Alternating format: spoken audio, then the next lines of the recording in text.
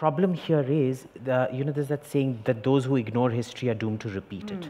Yeah. The thing is, there is a role for historical reflection and there is a role for looking positively towards the future. Yeah. And this depends on the economic situation in the country. When your economy isn't doing well, when you're doing badly, you tend to look towards the glories of the past. When you're booming and so on and so forth, दिल बड़ा हो जाता है, जब क्या कहते हैं वो जब रब देता है छप्पड़ फाड़ के देता है करके वो when you're looking to the future, you tend to be filled with the milk of human kindness and so on and so forth, and you look at it progressively, and they're both natural human tendencies. Now let me give you an example with China. The moment the big Chinese economic boom started. Till then, China was a horrendous North Korea-like state under Mao Zedong, which invaded and had fights with every single one of its neighbors. The moment the Chinese economy started booming, Deng Xiaoping said, no more of these fights, we can't afford it. And mind you, they sorted out every single land border dispute with every single country except India. They sorted out with Russia, with Kyrgyzstan, Tajikistan, with Korea, which wasn't a very well-known dispute, Vietnam, so on and so forth, Laos, Thailand, sab kuch sort out kar diya. Now here's the point.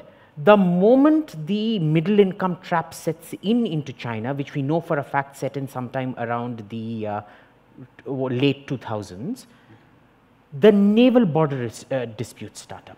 Right? Everybody was saying China, the USSR is dead. This is why Francis Fukuyama came up with the end of history, right? That this land border disputes, they're all dead.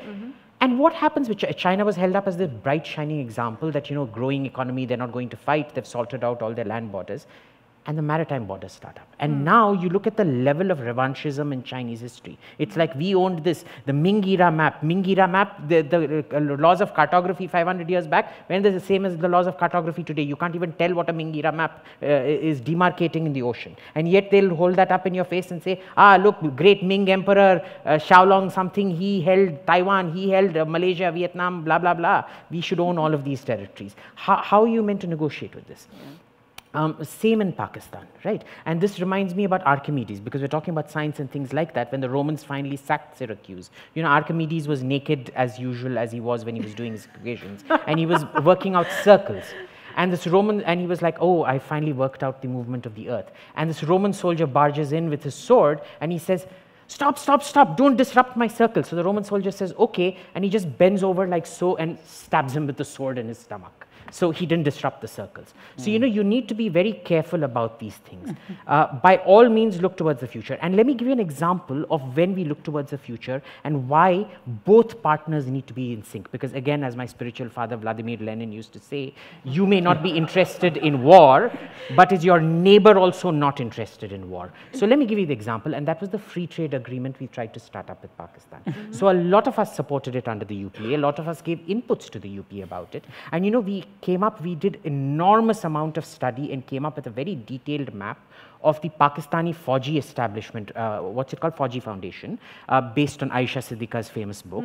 What were all the interests that they owned? And we tried incentivizing them in those free trade agreements. In cycles, we will accept certain negatives for our own cycle industry, which as you may know is very huge, in favor of Pakistani cycles. In lots of things, we very carefully determined and tried to incentivize the Pakistan army, tried to incentivize the ISI in peace with India. And what did they do? They didn't want to operationalize the agreement at all. So, you can keep pretending, that this is not going to happen, but ultimately it is. It's like when a baby, a human baby, sees a snake, he's full of curiosity because it's not his natural enemy. He's never seen a snake before, and his natural tendency is to go play with the snake because he sees, oh, cute little green thing, wriggly thing. A squirrel baby, on the other hand, the moment it is born, when it sees a snake, it sees that this is an enemy, and it starts freaking out, even though it's never seen a snake before. So, you can't just discard history. Understand what your history is, because your future is based on your history. Where you go is based on where you come from. Please remember to subscribe to us and switch on the notifications for this channel. For our other social media links, more content, and to support our work, please visit citti.net. Dhanyavad. Namaskar.